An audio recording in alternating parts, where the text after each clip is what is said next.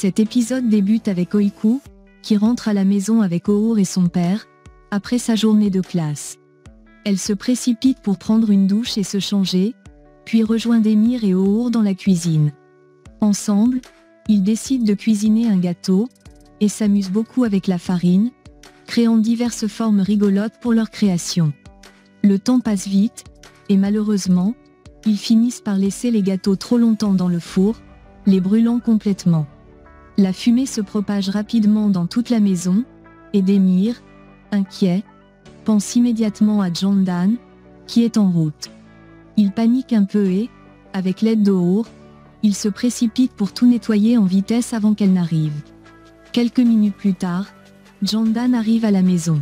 Bien qu'ils aient nettoyé à toute hâte, elle remarque immédiatement une légère odeur de brûlé qui flotte dans l'air. Demir, un peu embarrassé, laisse Jandan s'occuper d'Oiku et s'éclipse avec Our pour leur mission de la soirée. Ils se changent en toute discrétion, se vêtent de manière élégante et soignée, comme des hommes riches et raffinés, prêts à accomplir leur plan. Ils se rendent à l'hôtel d'un nouvel immigrant, réputé pour être riche, dans l'espoir de lui dérober une bague précieuse. La tension monte alors que Demir et Our se dirigent vers cette mission risquée, chacun avec son propre sentiment de nervosité, tout en sachant que cet acte pourrait bien changer le cours de leur avenir. Pendant ce temps, Jandan est installé confortablement avec Oiku et lui lit une histoire de prince et de princesse. La petite, curieuse, pose des questions à Jandan à propos de l'amour qu'elle découvre dans le livre. Jandan prend un moment pour lui expliquer ce qu'est l'amour, et la petite, touchée par ces mots, la remercie avant de se blottir contre elle, cherchant réconfort dans sa présence chaleureuse. Un doux moment partagé entre elles, où Jandan prend soin de répondre à la curiosité de la petite avec douceur et attention. De l'autre côté, Demir et Our mettent leur plan à exécution. Demir se glisse discrètement dans la chambre du riche immigrant pour voler la bague précieuse, pendant qu'Our distrait habilement le propriétaire. Après avoir réussi à ouvrir le coffre-fort, Demir s'empare de la bague avec succès. Lorsqu'il descend dans la salle d'accueil, Our et lui se précipitent pour quitter l'hôtel, laissant derrière eux une mission accomplie, mais avec une promesse implicite de revenir le lendemain pour finaliser leur affaire. Après cette mission réussie, Demir rentre à la maison. À son arrivée, il trouve Jandan endormie sur le canapé. Il s'approche d'elle, la regarde un long moment, puis la réveille doucement pour lui annoncer qu'il est de retour. Elle se lève immédiatement pour partir, lui expliquant qu'elle doit voir un patient tôt le matin. Bien qu'il lui propose de rester, elle préfère partir, pensant que c'est mieux ainsi. Avant de quitter la maison, elle met son manteau, et Demir, la remerciant chaleureusement d'avoir pris soin d'Oiku, lui dit au revoir. Jandan lui rend son salut et s'en va, laissant Demir pensif.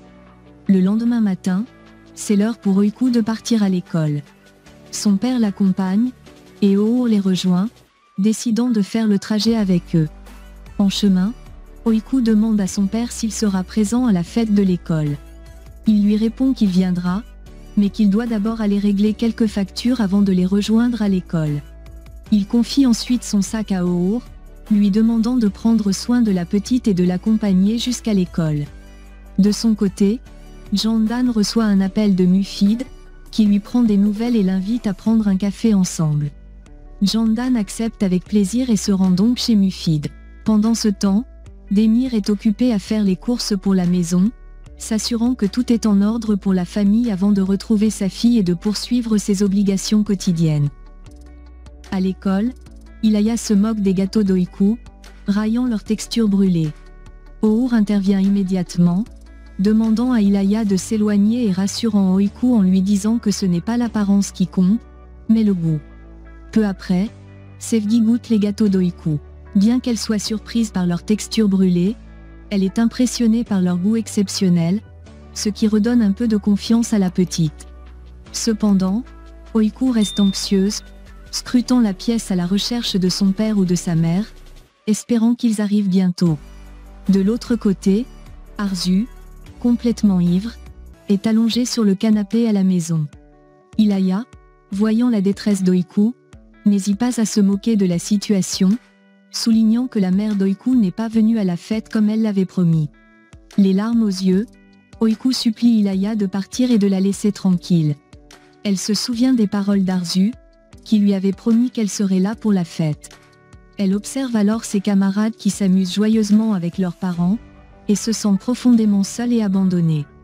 Pendant ce temps, à la maison, Arzu dort toujours sur le canapé, totalement ivre. Demir, de son côté, reçoit un appel de l'hôpital, qui l'informe que les résultats du test ADN sont désormais disponibles. Curieux et inquiet, il demande à connaître le résultat, mais on lui répond qu'il ne peut pas obtenir cette information par téléphone. La tension monte pour Demir, qui se retrouve dans l'incertitude, se demandant ce que ces résultats pourraient signifier pour lui et sa famille. Au même moment, Jandan est chez Mufid, répondant à son invitation. En entrant, elle remarque une photo de Demir et d'Oiku posée sur la table. Mufid, avec une pointe de nostalgie, lui raconte comment Demir a grandi dans ses bras et lui montre aussi des photos de son propre fils, Oğur, soulignant ainsi les liens profonds et anciens qu'elle entretient avec cette famille. Jandan écoute attentivement, se sentant de plus en plus connecté aux événements qui entourent Demir et sa famille, tout en prenant conscience de l'importance de son rôle dans cette histoire.